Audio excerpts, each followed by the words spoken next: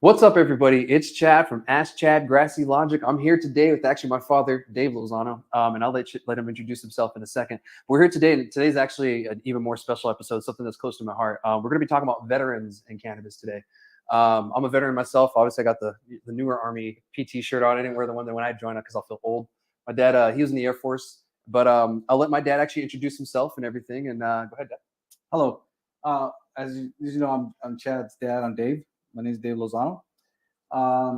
Just a little bit about myself. I'm an Air Force veteran. I served for 9 years, 7 months. You want to go down 9 hours and 17 minutes? I always tell. I was kind of gets a laugh on that.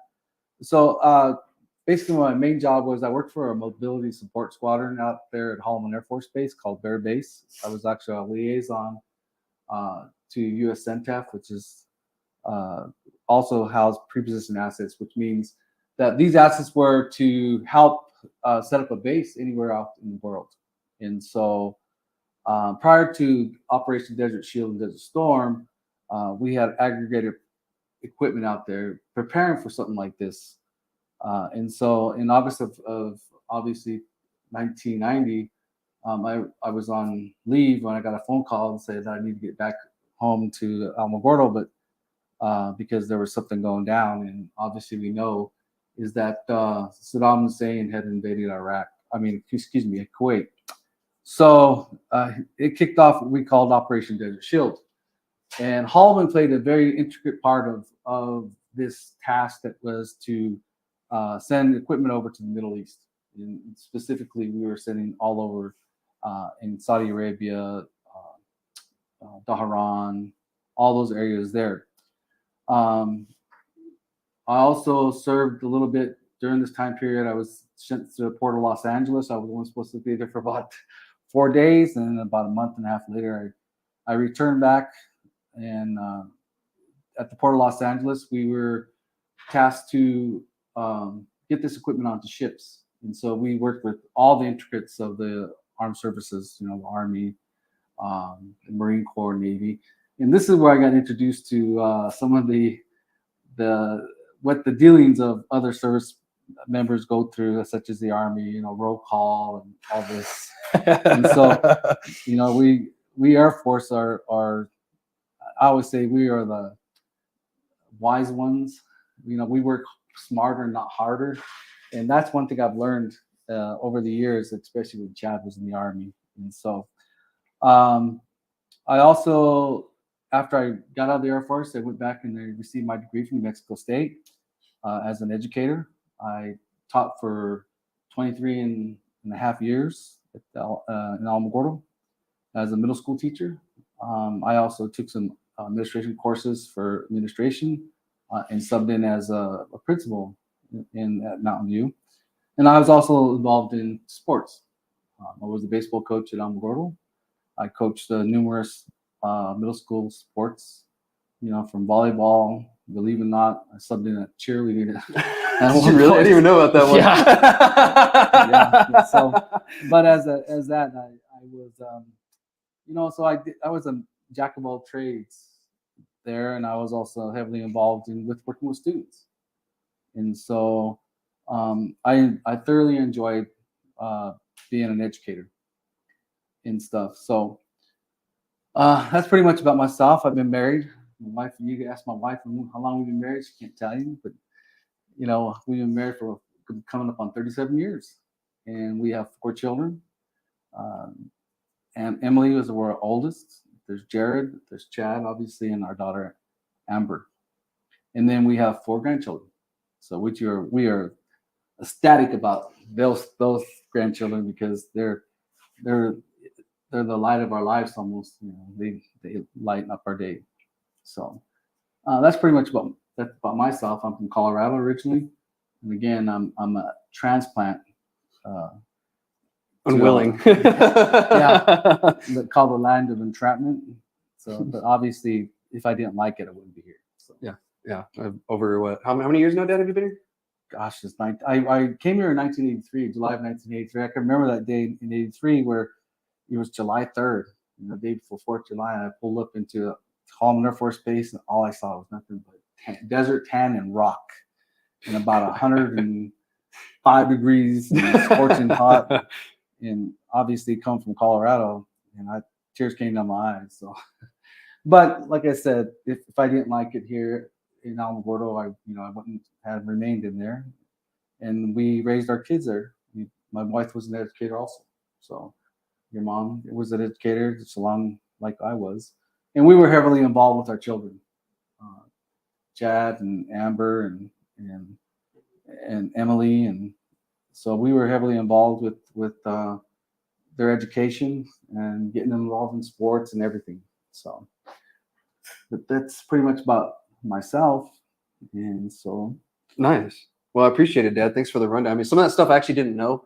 Throughout the years, it gets either watered down or, when you're a kid, you ask so many questions, they just kind of answer you. And I was also about 3-4 years old when he did deploy. So some of the memories I do have are very vague. I just remember him leaving, him being gone, us doing a video for him on VHS, and, me being honorary the whole time. And then I remember, I think we wrote a couple of letters, and he wrote us a couple of letters. He would call. And then I do remember going to El Paso to pick him up. That's about all I remember. My sister was maybe a few months old. I think she was, she was young. And when I returned back from being deployed, she didn't recognize me. Yeah. And so, this is before time of the internet, obviously. And so we mailed letters home, and we got to make phone calls. We'd have phone calls patched through White Sands or to Holloman Air Force Base, and I was able to call downtown and talk to my wife. I did the same thing. Yeah. When I was in Iraq. There was no where you can get on there and see your loved ones. Yeah. It was everything through mail and everything. So it was an enlightening experience. I don't regret it. If someone asked me would you do it again over, I definitely would.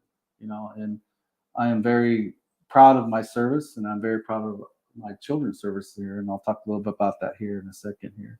So I have a question I just thought about, Dad. So how has it changed when it comes, even dealing with the VA now, when it comes to even knowing about like PTSD and everything? Because back then, I mean, they were pretty much, it was like non-existent, right? Yeah. The VA has changed substantially over the years. When you serve and you're young and you get out, at the time, I think I was, 30 years old. And, I was young and dumb, and I thought I was okay. You didn't realize that situations were going to come up as far as medically would come up later on in your life that you would need a VA healthcare system. And it wasn't until 2014 when I actually filed for some disability. I registered for the registry, the Gulf War Registry. And at the time, it was kind of new to what they have now. And like I've told you, the VA has done an awesome job. To me, I think, I'm a member out of the VA at El Paso, and the services have gotten, tremendously a lot better than they were, some years ago. And people getting out of the military now, transition, that is one of their boxes they have to check. They have to go ahead and go through the process of filing for disabilities, even though there might not be any. It's always nice. So they've done a good job. The militaries have done a good job from transitioning military into the civilian life and supporting them through the VA. So, my hats off. It's been from 2014 to now. It's been a 100% turnaround, I think. And that's my opinion. But there's some people who would say, they maybe not. Me. Yeah. A little about that, one day I, talking about my son, the son came back. Obviously, he's a veteran of the Iraq War. One day I just took him down to the VA and told him he needed help, and we got him some help. And they were I tell you what, they were on it, and they were able to give him the services that he needed and severances that he needed to take care of him. And so far, it's an ongoing process with the VA, and it's just an educational something you have to really get involved with.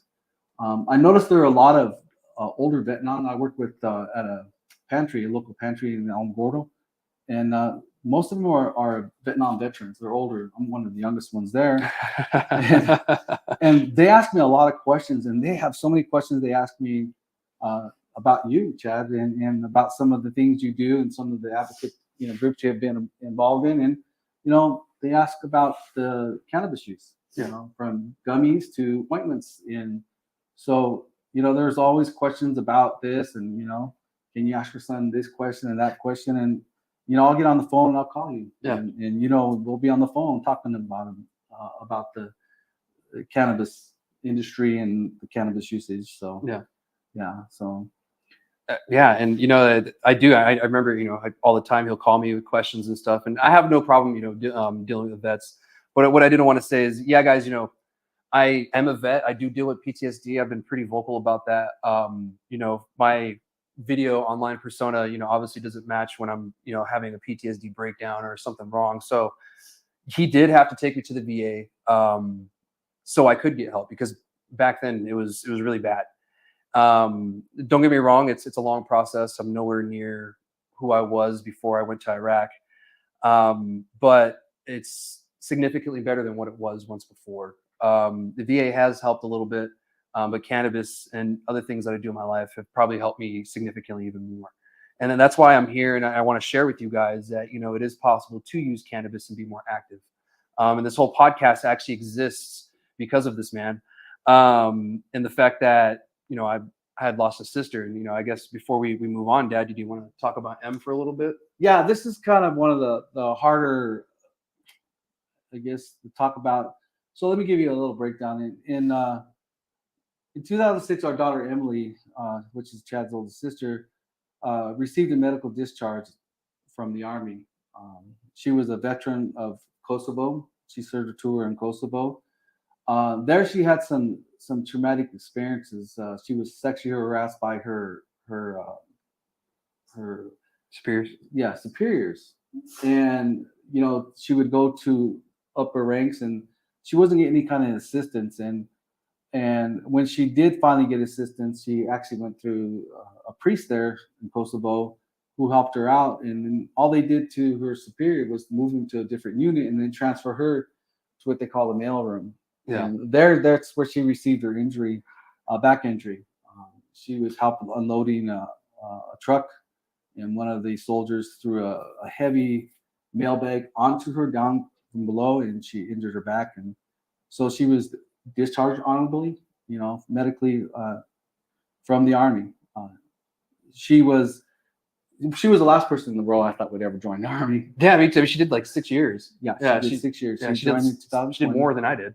Yeah. She loved the Army. She loved the Army, Yeah, but she loved it. the experience in Kosovo really had enlightened her about the experience of being a female in the armed services. And today, more and more you'll see more females are coming out and talking about their experiences as far as being sexually harassed, even sexually assaulted. And our daughter was one of those. She wasn't sexually assaulted, but she was actually harassed, and she received her injury in the VA from there. And then she was discharged.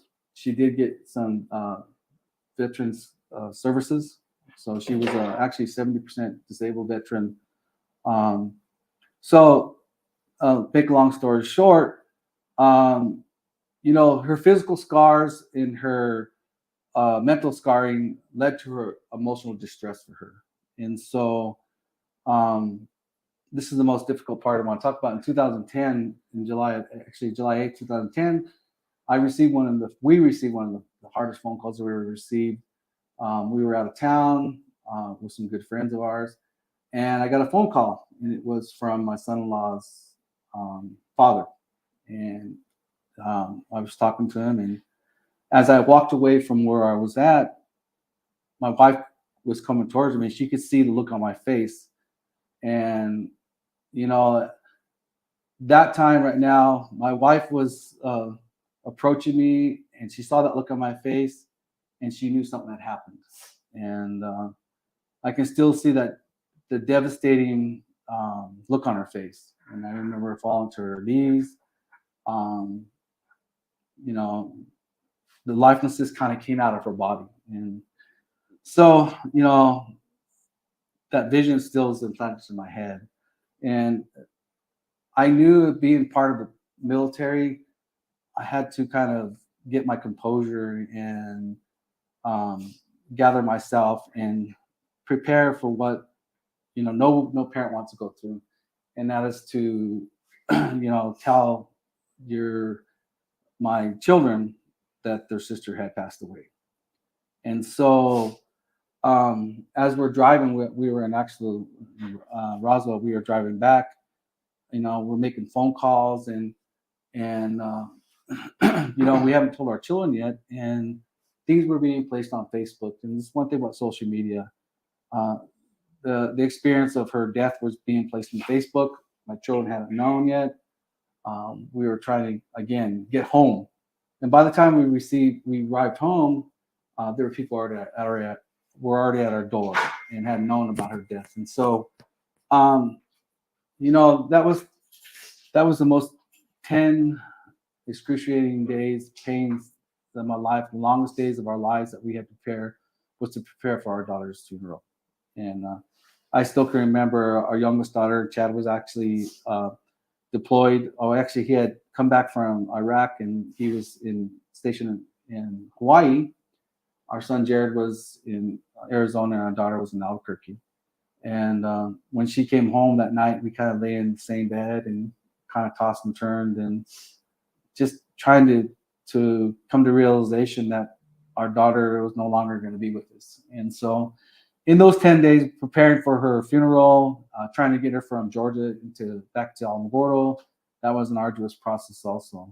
And, calling family members and one of the questions that most people ask, how does she die? And that comes to the point where, after that experience of after her funeral, about 2 months later, we finally received the autopsy results, and we kind of had a speculation of possibility what she might have died of, and uh, the autopsy results revealed that she had died of an accidental overdose of prescription drugs. Now, after our daughter Emily had gotten out of the army, she met her husband, and of course, being in the army, she went from station to station, and she would visit other VA facilities. She went to Albuquerque. She was in Arizona. She went to what was it? I can't remember. She went to 3 other bases, and so she was pretty much prescription shopping. And that back in those days, the VA wasn't intricate amongst each other, so she was not only going through the VA, she was also going through private, and she was hooked on prescription drugs. Um, she was diagnosed with bipolar disorder, fibromyalgia. She had severe back pain. She would talk about the shots she would receive in her back just to get some relief. Um, and so she had many, many problems medically and emotionally. And so, it took a toll on her life. And one day she just took too much of medicine, and she had spoken to my youngest daughter, Amber, that day and said, "Hey, my prescriptions came in and I need to catch up." And I think that's when when we found out she died about 1:30 that afternoon. Um, and she just took an overdose of prescription drugs. Um, so today, many families like ours are left with the memories of the loved ones whose death could have been prevented. I believe could have been prevented by the VA and our government. Uh, should they have intervened with her medically for her medical care. And today, many families like ours are left with only memories of our loved ones and of loved ones whose death could be perhaps been prevented, I believe, by the VA and the government. Um, if they would have been more zealous in her care and their care also. Um, and there's not one day that goes by that we don't think about our daughter and what life she would have, led as a beautiful daughter. Her laughter, we always talk about that. Her laughter was just enlightening, and she was always lighting up the room. And so As my son has shared, there are many people throughout the years. He has come and he has become a voice in the cannabis industry, and has researched and become an advocate in the use of cannabis as an alternative medicine. And so, when he came back in 2012, he said, "Dad, can I plant a few plants in your yard?" And of course, he had to get permission from us. So I went to a mentor of mine, and I asked him. I said, I talked to him about this. Chad was going to appear on a radio news station out of El Paso, and he was going to talk about the cannabis use. And so he gave me some good advice. He said, be careful being in the education industry.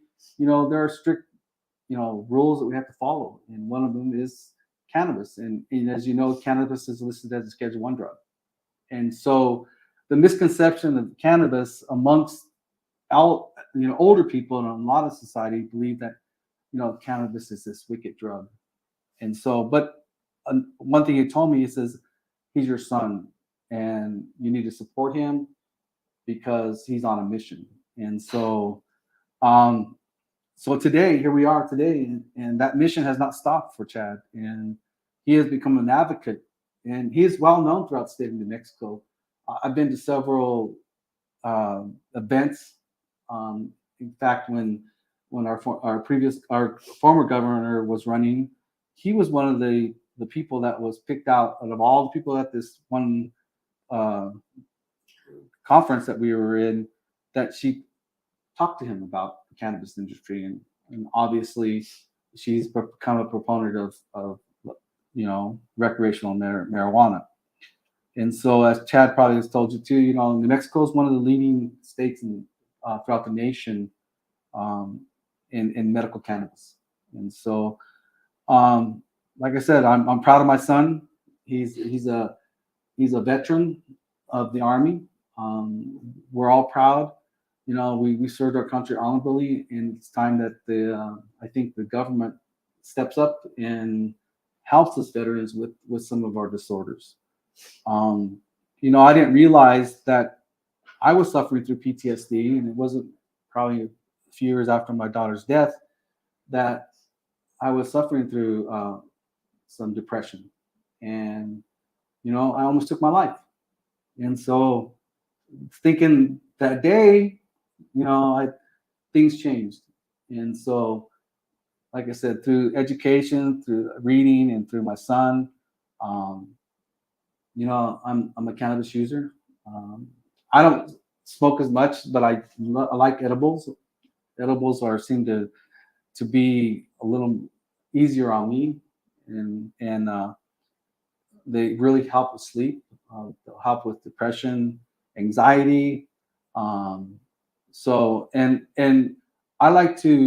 make some ointments out of cannabis, which help with pain, and I believe they do help with pain. And I don't sell it; I give it away. So I make it and I give it away, and it seems to have helped many veterans out there, especially the older veterans, non-veterans, and the persona of cannabis or marijuana, is kind of going away a little bit, especially with the older groups. So that's pretty much as far as how I've become involved with cannabis. And like I said, I was a little skeptical at first when Chad came to me, and so we've learned, I've grown, and so and here we are today. 11 years later. Yeah. 11 years later. And what's exciting is that you can talk about there was a bipartisan bill that was passed in the Senate. As far as it's called a bipartisan bill to explore medical cannabis as an alternative treatment for veterans. And it was sponsored by John Tester, senator, and I can't remember who else the other senator was here. The co-sponsor? The co-sponsor, yeah, it was John Tester out of Montana. We have it on the screen, actually. Yeah, and Dan Sullivan of Alaska, who introduced this legislation. And basically what it sums up to is, and if you can look at this website, you can go take a look at it, is that the VA needs to do more research into cannabis, and and give more answers out there, and to get rid of this negative persona of cannabis use in the cannabis industry. So in doing some of my vigilance and working with this, I've stumbled over many websites out there, and so if you have time, take a look at this bipartisan bill, and hopefully it's going to push the Department of Veterans Affairs in the right direction. And Chad will let you know that currently the VA has a hands-off view of cannabis. However, and I'll let Chad discuss a little bit more about it. They are kind of pushing for veterans who have used cannabis to go ahead and tell their providers about their use of cannabis. I'm still kind of skeptical about telling my provider because, one thing that many veterans believe is that they'll lose their benefits. Yeah. In the case the Department of Veteran Affairs come out and said, no, we're not, you will not lose your benefits. And that's actually on the official VA website. You guys can go look it up. I have a list right here, what the VA said, yes and no's, whatever, yes, you can talk to it about your provider. However, your provider can't, prescribe it for you or recommend it. Here in New Mexico, it's not a prescription, it's actually a recommendation from your doctor. They're not allowed to do that yet because they're essentially a federal doctor. Until something changes on the federal level, then that's not going to change. However, they are suggesting that, yeah, talk to your provider, your doctor about it. They can't say, yeah, I'm going to, suggest you use this or, you use this card, but they can say, well, maybe, step back a bit, use a little bit more, or maybe try something different. So they are able to discuss your cannabis use with you. They just can't tell you, I'm going to give you the card. They can't prescribe it, essentially, is what it is. Talk about it all they want. Another thing that, you really want to keep in mind is that if you are going to the VA, don't try to spark up in the middle of the parking lot, guys. It's a federal facility. That's one of the things that, I really want to make sure that veterans know. If you are going to start using cannabis or you are a cannabis user, just because the VA is having a hands-off approach doesn't mean that you can smoke in the parking lot or anywhere near the facility. As a federal building, they have federal police officers on site. You will get a federal charge. So just to help you guys out, and I don't want any misconceptions or anything to think that, well, the Ask Chad guy said that we could smoke over here. No, I just said they're having a hands-off approach. So just keep that in mind. Things are changing with this bill that was introduced in, legislature and the federal government. That could change a lot for veterans and on a huge scale. That could possibly lead for us to be able to use cannabis while in the military once federal legalization ever happens. That could make it quicker because the military will probably be a little slow when it comes to allowing that, to the active duty members and everything. And I know in 2012, I believe it was under President Obama, he had signed an executive order to try to some kind of decriminalize some of this stuff, kind of ease up on those who get caught with marijuana, Yeah. and who are being detained and eventually imprisoned. He was kind of easing up on that, and so he did sign the executive order to go one step further, and of course, through presidency they change and all that. I'm not going to get into politics, and hopefully we're back into where the government's going to step back in and say one of these days we're going to decriminalize marijuana. And I don't know how many states. I know there are several, New Mexico being one of them, that marijuana is decriminalized. And so. Currently, right now, there are approximately 37 states, I believe, right, Chad? That allow some type of medical cannabis usage.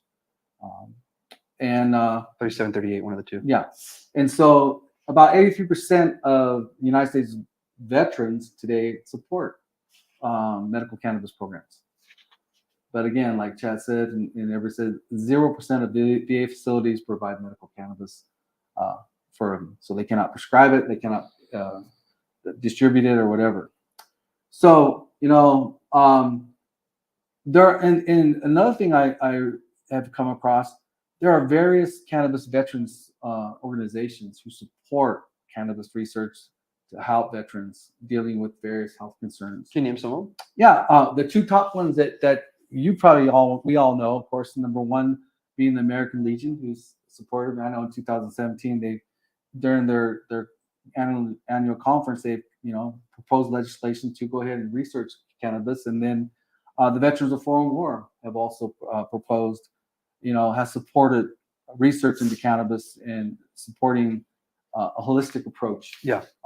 Other organizations that are out there, and there's several of them. I'll just list a few of them, and I'm not endorsing these. I'm just go out there and do some research. One's called the Veterans Alliance for Holistic Alternatives. There's another one, and I like this one in particular. It's called the Veteran Cannabis Project. The We for Warriors, Veterans Cannabis Coalition, Veterans Cannabis Group, Operation 1620. I actually know those guys, so they're really good dudes. If you guys hit them up, they have a good Facebook group. I know a lot of the guys in the main group and everything. So if you guys want to give them a follow, I know them personally. That's why I'm saying this. So yeah, Operation 1620, good guys. I even game with them sometimes. So yeah, give them a follow and everything, and really good dudes, and they'll reach out if you just need someone to talk to even. Yeah, and there's one of the last ones called the Veterans Talk. And what I always used to tell my students when you're going into research is when you find a website, go down to the very bottom and find out when their website was updated. Mm-hmm. How often do they publish? Can you get a hold of them? A lot of these organizations are out there for the almighty dollar. Yeah. And there are some legit organizations out there, and so we're hoping that with education out there, that the cannabis industry will enlighten everybody, and especially help veterans out there holistically, for their pains and everything. And I was talking to Chad about the report that I come across, and it's called, and I don't know if you can show it on the screen. It's called, we can pull it up.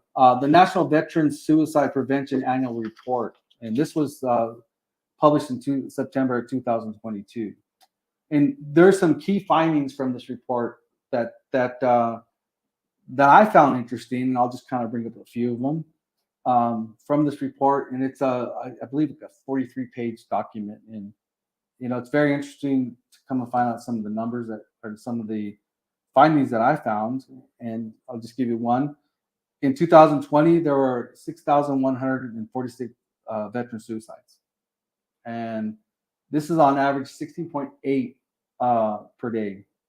And in 2020, there were 343 fewer veteran suicides than 2019. So hopefully, with the Veterans Administration being more proactive in suicide preventions, making it more readily helping veterans out available, and publishing suicides, and to get rid of that persona, because we served our country, we got this macho, attitude about ourselves, and but we do have some issues out there, and a lot of those issues is one is PTSD, post-traumatic stress syndrome, and a lot of veterans don't believe that they have PTSD, post-traumatic stress.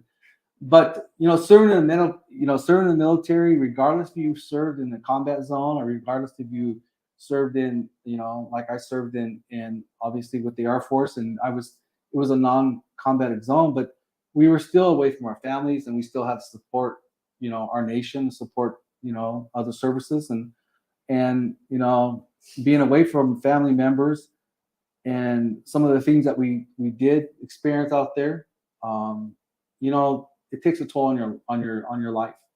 And eventually, as you get older, as I'm finding out, more and more, your body's not friendly to yourself. You're not 21 anymore. Yeah, I'm learning that too. So, other statistics out there from 2018 to 2020, age and sex adjustment suicide rates from veterans fell, 9.7.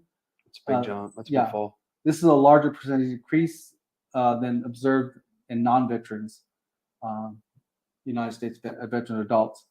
But as you know, too, our veterans numbers are decreasing because every day there's deaths amongst old, our World War II veterans obviously are the oldest, and daily those World War II veterans are are no longer with us, and then of course you have your Korean War veterans, and the most forgotten veterans are your Vietnam veterans. Yeah, and there's actually from my time at the VFW, I've learned that there's such a big gap between us and the Gulf War guys, like you myself, that it's creating a huge gap within the VFWs and American Legions and stuff. And so it also creates like a big gap because older veterans are kind of, not I want to say like parents of us younger veterans, but they take us under their wing. And if you don't have that, we don't know what direction to go. We don't have their experiences and stuff to really fall back on. And so that's being lost too. And it's going to make us feel more lost because we don't feel like we have the elders to really look up to, like we always have. And I can remember coming home from serving, coming off the airplane when we arrived in the United States. We actually had a parade. We were coming off the terminal coming into Philadelphia, and I can remember them, giving us beers and hot dogs, and just we felt this warm welcome that, and I believe society, and at that time they were trying to make up for the Vietnam veterans. And, it's kind of was like an apology to the Vietnam veterans, and our Vietnam veterans were not seen as heroes. They were seen as different, these mongrels and mongers, excuse me, not mongrels, mongers, and so they didn't get their service, their just service that they deserved. A lot of those guys were conscripts. They were drafted. Yeah. And so that wasn't like the Iraqi War where majority of us, including myself, joined willingly. I have a very good friend who served in, he was in the Navy, but he was actually in country in Vietnam. And he, lately he's just been talking about his experience over there and what he's experienced, and, what he saw over there. And, it's taken a profound impact, and it's taken him almost 30 years to get his diligence as far as getting his benefits from the veterans. And today he's, 100% disabled. He gets his veterans care. And so, I kind of go back with him and look at him, and he's kind of been a mentor to me too, also in fighting the VA to get our benefits. Yeah. It's taken many that I've sat at the VA, and I hear all these stories, especially the older veterans who it's taken them years to get the benefits. And then, what's ironically now, if you go to a dispensary, you look outside the dispensary, it's not the younger group anymore. It's the older group who are coming out of there. It's the professionals who are coming out of there, and they're realizing that cannabis is helping them. Yeah. Because you had your card for while you were a teacher, right? And you just kind of float. I mean, there was a lot of teachers who did that. There was a story when we were at the dispensary in Alamogordo. You saw one of the administrators, and you kind of like sunk into your seat, and that was pretty funny until I told you, I was like, "Dad, he's here too." Yeah, that was funny because I was like, "Oh my, there's one of my bosses there," and my son goes, "What are you squirming about? He's there with you." Yeah, he has a bag. So, it's like I said, I'm here today, and I'm very passionate about helping veterans. And so, our suicide rate among veterans is horrendous. It is. And, firearms is one of the, it says right here, in 2020, firearms were the most commonly involved among veterans at 71%. So many veterans use firearms, and then it goes on and gives you different statistics. And you can go look at this report, and it kind of goes on and gives you some staggering increases. Then the last one I want to bring up here is suicide rates among age groups from 2001 to 2020. The unadjusted suicide rate among veterans between the ages 18 to 34 increased by 95.3%. For those age 35 to 54, the rate increased by 12.9%. For those aged 55 to 74, the rate increased 58.2%. And then those 75 and above, that's 21.2%. So, there are older veterans that are still taking their lives, and every day is a struggle. Yeah. There's times I don't want to get out of bed. Yeah. There's times I just want to go upstairs and just lay down and take a nap, and it's just one of those things and it's harder to talk to, your wife about it, or, talk to about it. I know it's that my son and I get into some conversations, but we don't get into, these deep, dark conversations, because it's something that, we have to learn to open up, with amongst each other. And the more we talk to one another as veterans, and the more we can enlighten one another, to get involved and to look at other holistic approaches, whether it's cannabis or whether it's something else, whether it's through exercise, whether it's yoga or whatever, we need to be aware of our suicide rates among veterans. And so, we have to be proactive in this event. And so, one of the, I am so happy and I tell everybody, any veteran I met, they'd say, I served. And the first thing I asked them, have you filed for your veteran benefits? And well, no, I didn't serve in a combat zone, or I served in what they call a Cold War. A veteran is a veteran. I don't care if you served.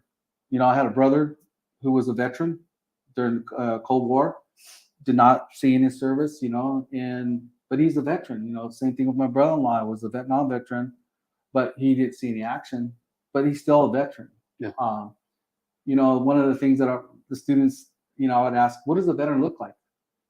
And, they try to tie this old guy, get off my lawn. And I used to tell them that, a veteran is someone who served the country honorably. And so, that's why I'm passionate about this. So with the new legislation that was signed in August and it's called the PACT Act, if you go to va.gov and look at PACT Act, it's encouraging veterans to get their due diligence as far as their VA care, the VA health care. I was exposed to some toxins out there. When I served over there, we were an aggregation site, which we handled assets from all over the country, from the area of the Middle East. And there was times when we were handling stuff just with a pair of gloves, and because of the temperature out there, we didn't have no flak vests or nothing. We just had our, t-shirts and our pants, but we were handling stuff from all over the country that had soot on it. Yeah. We didn't know what it was. Our squadron was right by the end of a runway, and one day we were out there working, and we hear this boom, and we see an airplane explode, and right there in front of our eyes, the pilot comes down, and we all rush to help him out, and we got him away from, the wind was pushing him into the burning plane. Yeah. And so we were exposed to jet fuel. Some of the other things that we were exposed to was, of course, dust. If you ever been through a snowstorm,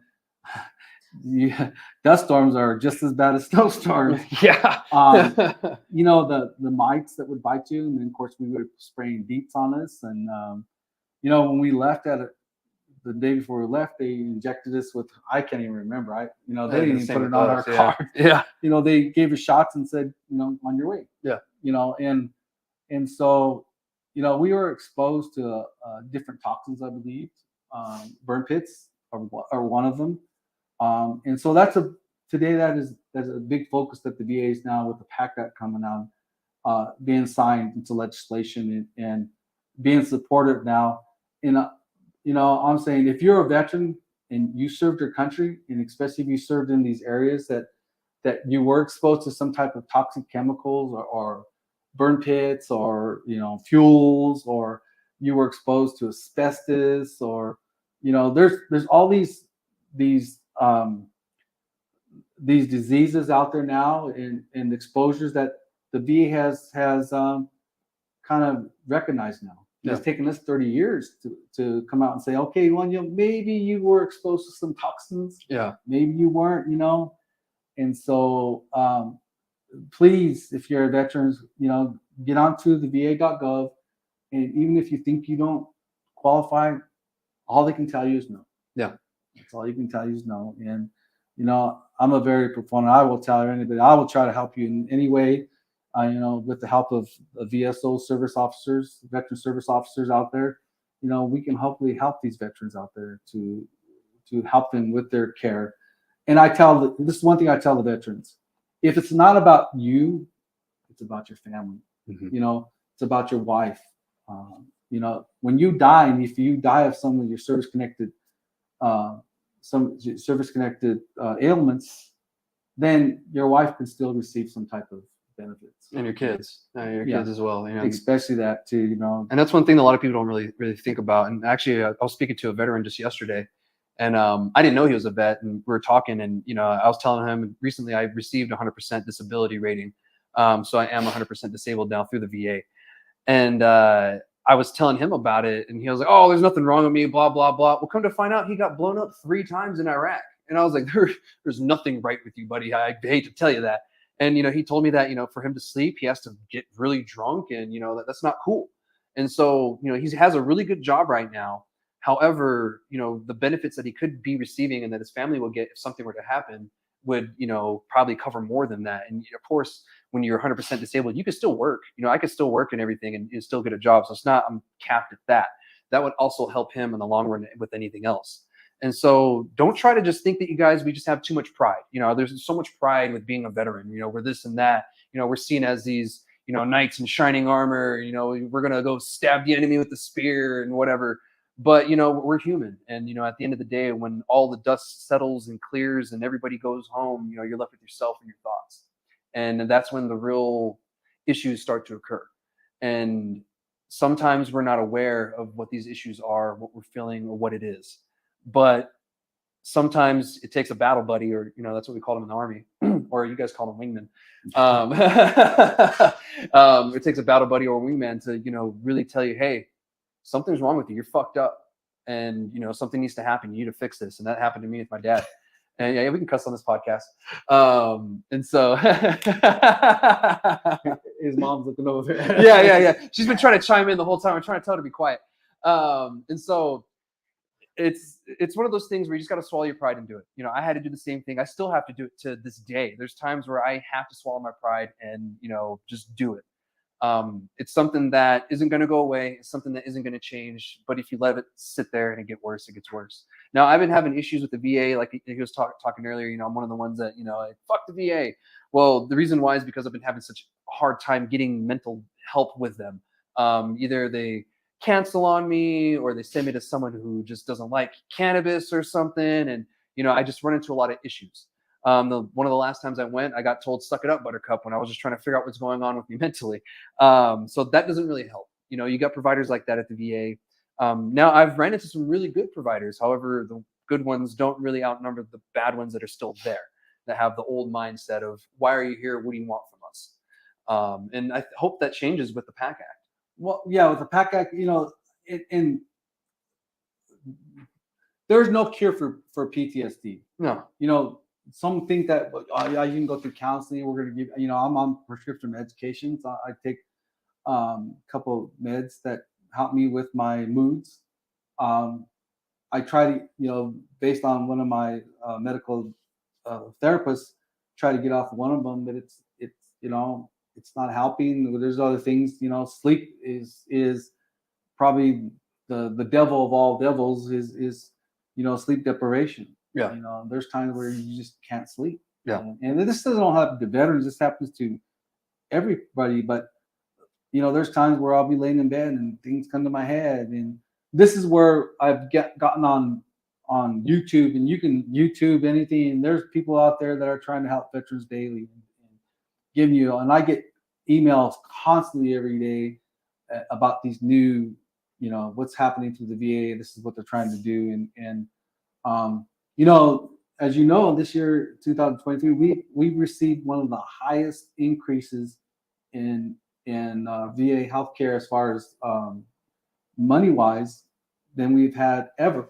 In the pensions, yeah, it's it's 12, crazy. Over a 12% increase. Yeah, and that's based off the Social Security Administration's, what they call COLA, cost of living allowances, and so the veterans have piggybacked on that one, and we're hoping that with what's all going on in our country is that we're not going to lose. We're not going to take a step forward and then take 3 steps back. Yeah, and so we're hoping and keeping our fingers crossed that our legislators are going to listen to us. Yeah.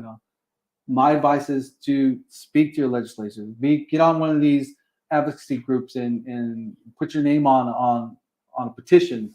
If you got a chance to talk to one of your representatives, talk to them. Yeah. And tell them what's going on. Tell them the worst thing is thank you for your service. And I appreciate people doing that one.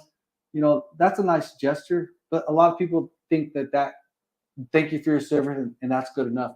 Yeah. And then it's okay. And it's kind of awkward, to be honest. I really don't know how to respond to that. Yeah, it's awkward, but you know what? And I thank him, but it's a reminder that we did serve our country honorably. Yeah. And so, and I appreciate it. Thank you for your service. You're recognizing us, and I know as an educator, I was involved in veterans assemblies, and I was trying to educate our younger ones about a veteran and about our due diligence and Veteran Day is one of yours and my day. We always go out. You would go get the free food. we go out there. Trust me, we go out there and we get our due diligence when it comes to that. And in fact, I just used one of my coupons this weekend, from one of the restaurants. Barely. Well, yeah, it didn't expire till April, but I used it, and hey, it was there.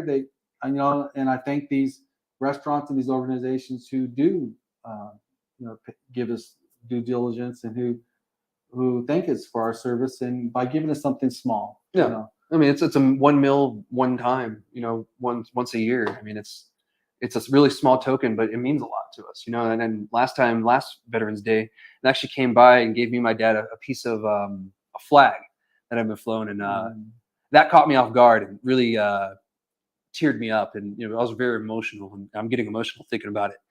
So it's things like that we appreciate, and it's small things, and so yeah, thank you to the businesses and everybody that does stuff like that.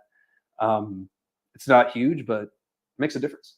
Yeah, it does make a difference. And for those of you who are on VA healthcare and you are being prescribed, listen to your providers. I'm not here to say I'm not a doctor, so I'm not giving you any medical advice. But if there's something else you might want to do, and cannabis is one that you want to look into, get involved in one of these advocacy groups. Get a hold of Chad. I know Chad's happy to contact, and I really appreciate this radio station for allowing Chad to publish his things, and so it's one of those thank yous that we need, and we need to hear more, and we need to get more people involved, and and more importantly, we can't forget about our families. Yeah. Our families are our backbone, and our wives and our children. They serve too along with us. They were there along throughout the way. Yeah, Mom had to deal with three different deployments.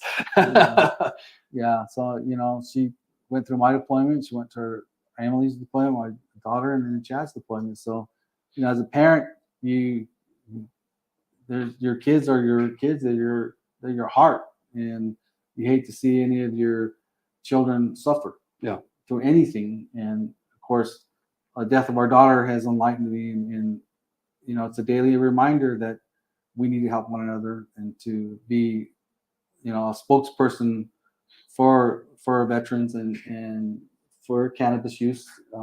And like I said, I thank my son Chad for educating me and for helping us veterans, and hopefully he continues on and becomes, our voice out there. And most importantly, he has been the voice of, our daughter Emily, and that's something I'm very proud of him for doing. And if you ever have any questions, you can, I'm on Facebook. You can send me a message or whatever. I'm not a TikToker or Instagrammer or any of that stuff, but I will. if you can get a hold of me, and I'll talk to you and help you out whatever you way. And definitely Chad's there to help out too. So yeah. And before we move on to the very end of the show, I'm just going to go quickly with the rest of the stuff that I have. What are some tips, for some veterans watching out there, when it comes to like navigating this whole world with cannabis and, being a veteran, or even, like with the whole guns thing, because there's no state law that bans you from having cannabis and a gun. Everything else would be a federal law. So there's no state law on that. And there's a lot of veterans who fear stuff. So what are some tips that you could probably give some of the best, Deb? Well, some of the tips is get yourself educated. Look into, and it's going to take you some time. You got to read a little bit and talk to other people. Just don't take one person's advice, or talk to many veterans and help one another. Education is the most important tool out there in helping veterans. Through their experiences and through some of the dilemmas they're going through in their lives, and so be a proponent of veterans, and look for other alternatives. Yeah, I mean, alcohol is pretty much all we had when we were in the military, guys, and it's just a habit that some of us just continue on, including myself after I got out, for a while. It's not healthy. It's nothing that we should do, and it's been seen as normal. It's normal for me to hear many veterans say, I drink this much of Jack a night so I can go to sleep. I drink this amount of alcohol or this many beers so I can sleep at night. That's not okay. It's not normal. You're doing more damage to your body than anything, and I get it. I dealt with that too. There was a point where I didn't want to go to sleep because I was afraid to. But once I started using cannabis along the side of other things that I do, exercise, counseling, et cetera, things started to improve. But it's not something that's gonna go away, and you guys have to remember that too. But drinking and this other stuff just isn't gonna help. And I know that my alcohol consumption, I'm a beer drinker, obviously, and my consumption of alcohol has decreased over the years, and sometimes smoking a joint, or taking a few tokes here and there, or taking a gummy, or I have some infused honey with cannabis. Mm-hmm. That's some amazing stuff. Yeah, and it definitely helps, especially with sleep. Mm-hmm. Because if you're sleep deprived, your mind is you're not well. Yeah. So. But yeah, I appreciate you, Dad, showing up for the show to me. We'll just continue on and everything. But I appreciate sharing some stuff that I actually didn't know. So some of the things that was shared today, my dad and myself were hearing for the first time, and this was an emotional episode for us, pretty much all in the room. And it's just I wanted you guys to see, the people who are in my life that really motivated me to do what I'm doing. And I want you guys to also see that there is help out there. There is alternatives, and there are people out there who care. And you're talking to one right now. And so you can reach out at, on my socials. I have it all over the place, especially when it comes to vet. I hold you guys close to my heart because I am a vet. I know what we're going through. I know what you guys are dealing with. I get it. So, what I wish people got was, what we're going through, but that's never going to happen. But I do. You can reach out to me. And if you have any questions on cannabis or whatever, I'm more than willing to talk to you guys about it. I help my battles all the time. They come with me all kinds of questions. So with that being said, Dad, do you have anything, one more thing before we move on to the last things? Well, no, like I said, if they're willing to let me share my email with you, I will share it with you. Yeah. We'll have Gino put it in the description if you don't mind after the show. And if you have any questions, just email me and I'll get back with you, and we'll hopefully we can point you in the right direction. Like I said, I'm not a doctor.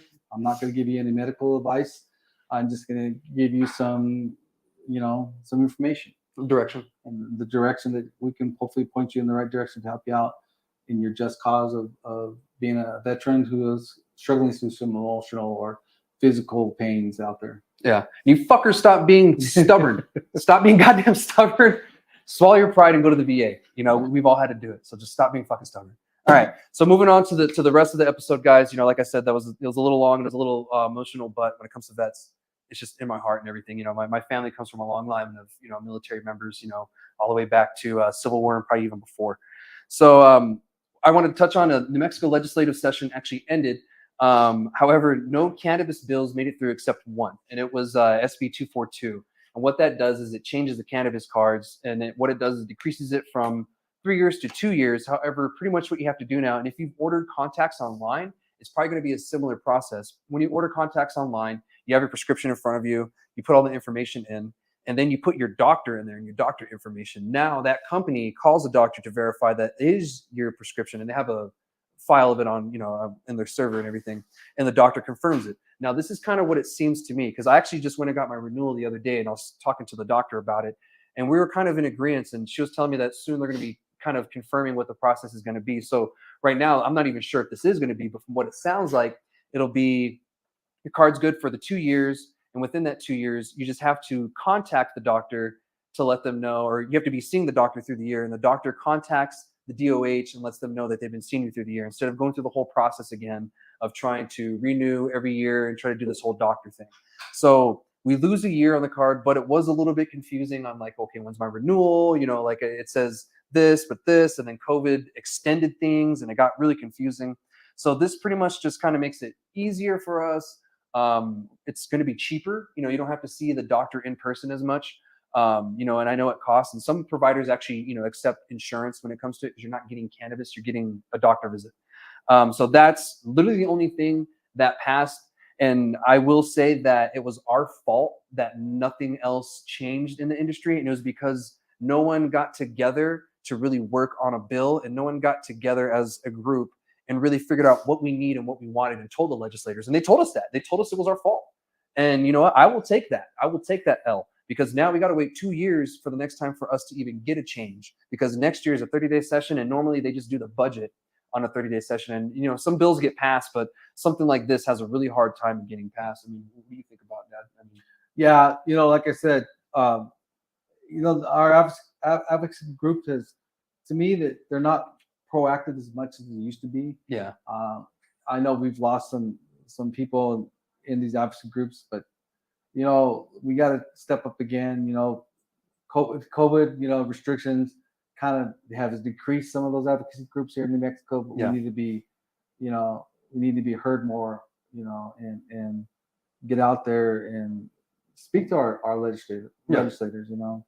And if you're a business and you have an idea of something, the way that something should go, contact the CCD, contact your legislators. If it's a legislative session, get with one of your legislators, get with one of your city representatives that's in the state house, and you can get with them, and they can start helping you draft a bill, and you can draft a bill with them alongside it. I've done it before, and you guys will be able to have a more personable bill versus one where they're just kind of guessing and throwing stuff out there.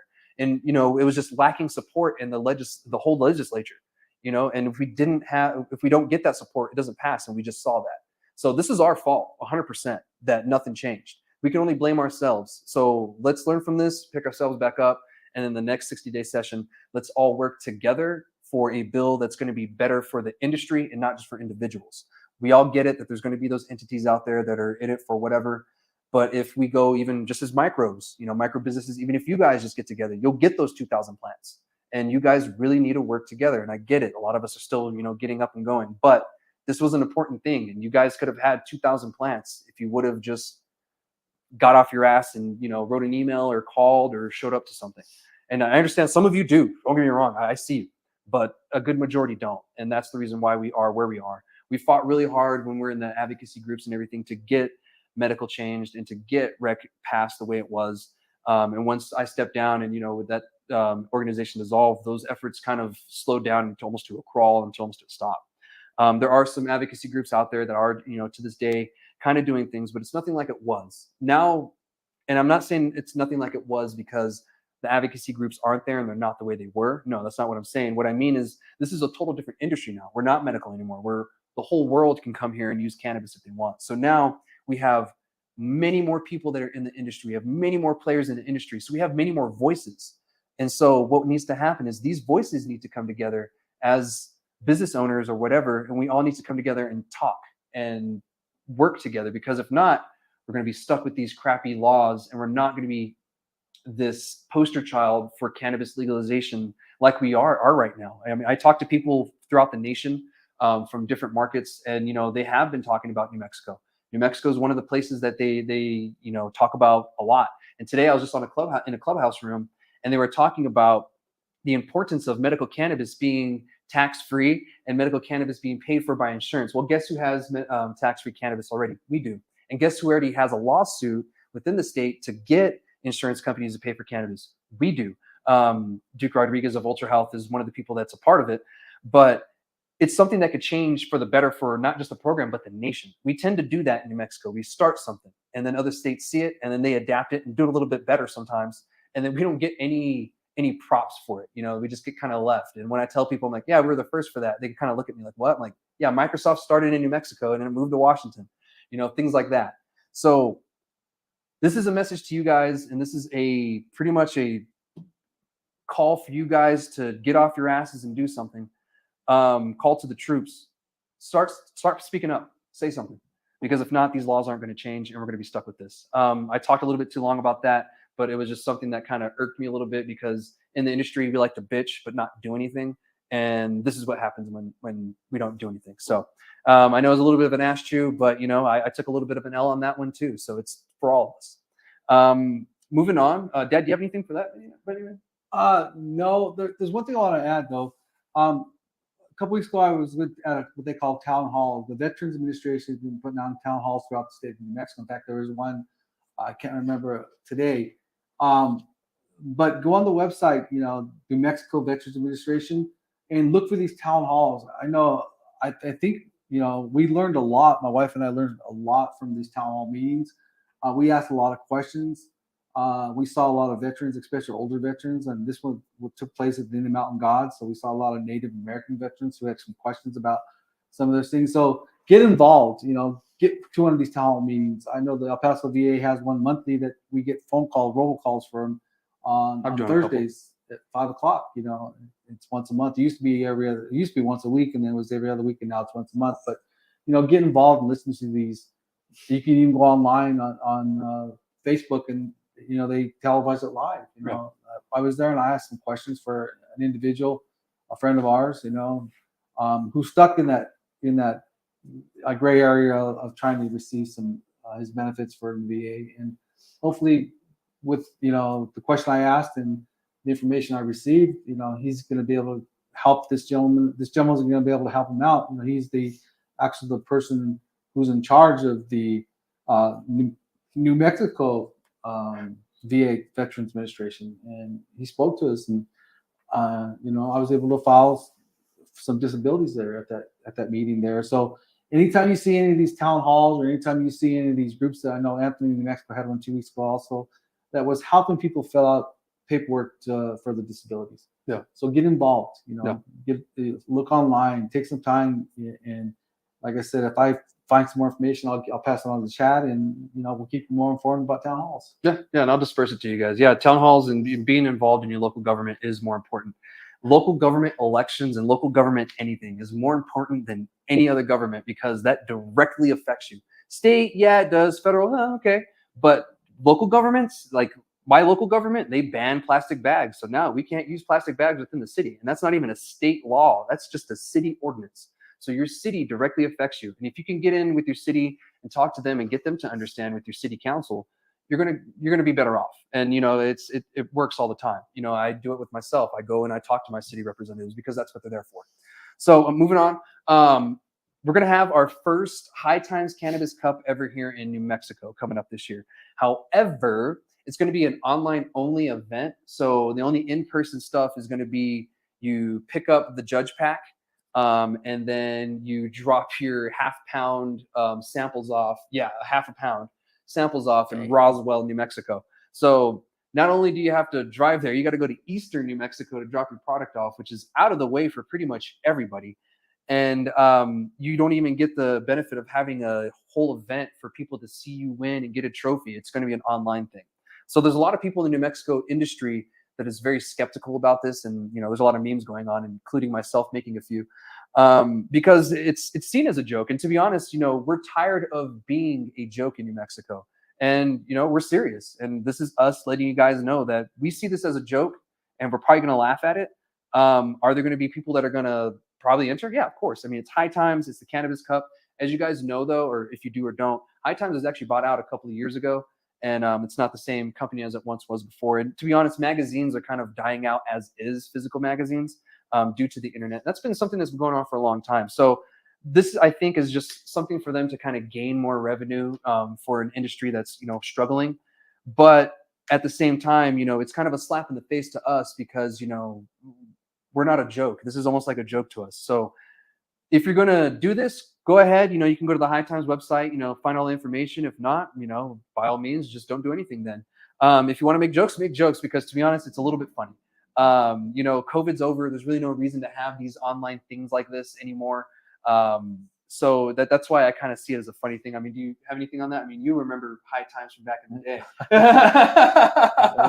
The cannabis industry, or we used to smoke the leaf, so it's way different than it was 30-something, 40 years ago. Yeah, it's totally different. So, but that's that. There's not much to talk about that, guys. I just wanted to, inform you, let you know what's going on and what kind of event it actually is, because some people are thinking that it's an in-person event like they used to be, but it looks like they're kind of changing paths and going towards these digital things, and I'm not a big fan of it, especially for something like this. There's a time and place for everything, and this one isn't. Moving on to the next thing that we have, there's actually an issue with illegal grows in not just the country, but here in New Mexico. It looks like some Chinese investments are kind of creeping in. And this is an issue in Oklahoma that is seen on a large scale. So it looks like out of the illegal licenses that were found in Oklahoma, about 75% of those were of Chinese, were linked to China and the government of China.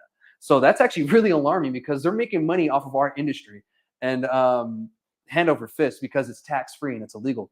They have so many like illegal Chinese grows that get popped in Oklahoma that everybody knows. Like, I think I was by one, when I was visiting there. Like, that's how common they are. They're everywhere. And, I think there was 2,000 farms that they said out of the 8,000 farms that were illegal that have a Chinese connection. And that's actually kind of alarming.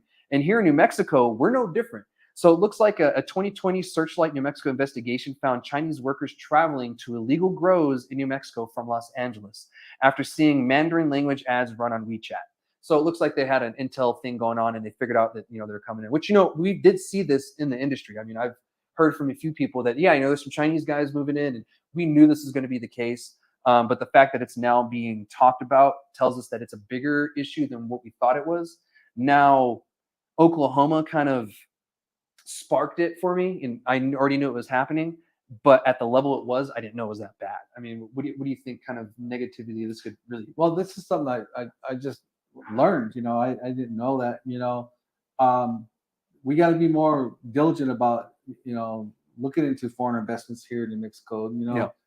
We got to go local. We have to support our people involved in New Mexico who are New Mexicans. Yeah. And so, that's something I learned. And I thank you, for passing that on. That's some good information for us to be aware of. Yeah. And if you guys want to look at the article, it's from Politico. It's titled "The Growing Chinese Investment in Illegal American Weed." If you guys want to find it, I think it came out fairly recently. I heard about the article today. I was actually Googling and, looking stuff, and this article popped up, and it, just came out fairly recently. So if you guys want to give that a read, go ahead and give it a read. That's where I got all the information from this. This isn't something that I just pulled out of my ass. So yeah, it is an issue. We should be looking at it. Everybody's too worried about the southern border that they're not worried about the airplanes coming in that are bringing in, illegal immigrants from other countries that aren't brown. So moving on, the last thing I'm going to talk about is the CCD is actually losing their head of the CCD. Andrew Vallejos is stepping down as the director of CCD, and it looks like Linda Trujillo will be the interim director while we're working on another one. I don't know how long she's going to be the director, and I believe she was when we first started this. But thank you, Andrew, for your service. Under your supervision, I guess the division, everything improved and was working good. So, I mean, I guess it was a good thing that he was there, and it's sad to see him leave. So thank you for your service and everything. And I mean, do you have anything for that? I mean, changes like that happen all the time. Oh yeah. There's always going to be new blood going on, especially when there's, administrations out there. People see their viewpoints and then the viewpoints aren't taken. And so in time to move on. And so, he has did some good things for us, and we thank you for your service Andrew, as using in the VA term. Thank you for your service. All right, and one more thing before I go, guys. I just wanted to throw this out there. As you guys know, if you're a medical cannabis patient here in New Mexico, your cards are all digital now, and you have to log into the website to look at your card or save it in a photo and worry about losing it. I called the DOH today, and DOH CCD, they all kind of work together, but the DOH is actually in charge of the cards still. And I called them and I let them, gave them a suggestion. I said, this isn't a question. I just want to give you guys a suggestion. Could you please make the digital cannabis cards available on Apple Pay, Google Pay, and Samsung Pay, all the digital pay apps that we have. So that way we can just access them. I mean, I can do it with debit cards. I can do it with driver's licenses, depending on what state you're in. You can do it with movie tickets. You can do it with event tickets. I've done it for concerts.